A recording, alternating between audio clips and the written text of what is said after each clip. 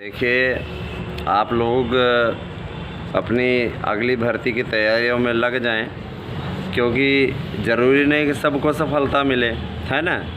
सबको सफलता धीरे धीरे मिलेगी, सबको सफलता तुरंत ही नहीं मिल जाएगी, ठीक है।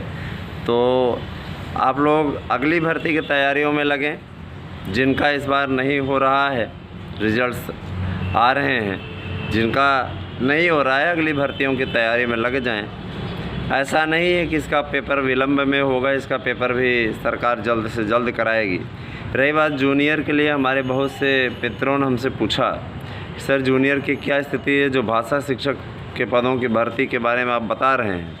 तो देखिए, मीडिया में भी कई बार निकला हुआ था, लेकिन पदों की संख्या उसमें बहुत ज़्यादा दिखा रहा था, 21,000। लेकिन जो हमें सूचना मिली है उसके अनुसार 5,000 पद होंगे, और इसमें आपका बीएड टीईटी अनिवार्य होगा।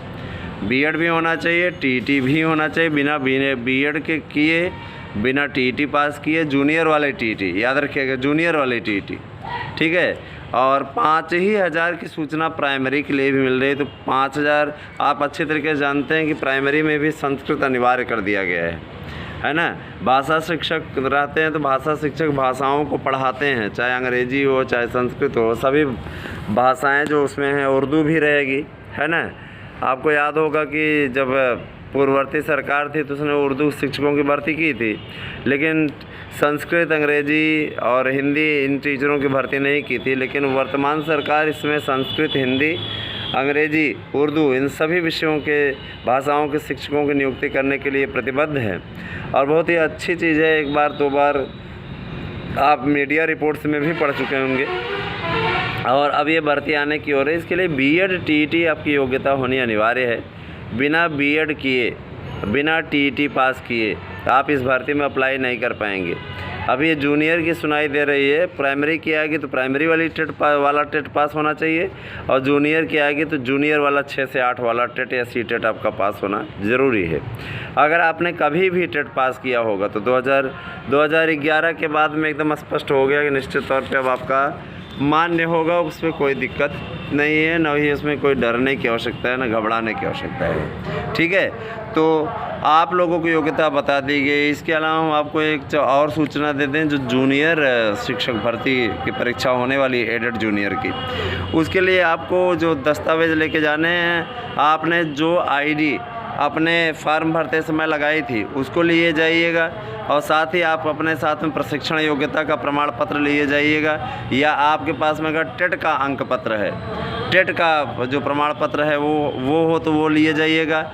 और मान लीजिए इनमें से कोई एक है तो एक लिए जाइएगा, और आईडी ज़रूर लिए जाइएगा, तभी आप वहाँ पे किसी भी प्रकार से निश्चित तौर पे पेपर देने पाएंगे। अन्यथा की स्थिति में आपको पेपर देने से रोका जाएगा।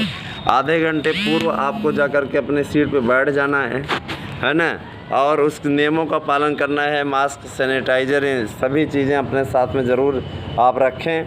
और याद रखिएगा, नीले बाल पॉइंट का पेन का प्रयोग नहीं करना है, आपको काले बाल पॉइंट पेन का प्रयोग करना है, ठीक है। किसी प्रकार की ऐसी लापरवाही कीजिएगा नहीं तो उसके भुक्तभोगी आप स्वयं होंगे, ठीक है। अगली भर्ती की तैयारी के लिए मार्गदर्शन अकादमी के द्वारा प्रोवाइड कराए गए नोट्स ले लीजिए। रिजल्ट अपने समय पे आएगा, रिजल्ट को लेकर के चिंता ना करें, ठीक है। और जिन भी विषयों का रिजल्ट आपका हो रहा है सब अपने समय पे आ जाएगा, और 31 अक्टूबर तक भर्ती प्रक्रिया पूरी हो जाएगी। जो भी सूचनाएं आपको दी जाती हैं एकदम प्रामाणिक दी जाती हैं, और जो भी मेरिट आपको दी गई है वो निश्चित तौर पे प्रामाणिक सिद्ध होगी, देख लीजिएगा, ठीक है। चलिए, बने रहे हमारे यूट्यूब चैनल पे, मार्गदर्शन अकादमी पे। किसी प्रकार की समस्या के लिए आप 8115998001 पे व्हाट्सएप कर दीजिए। Thank you.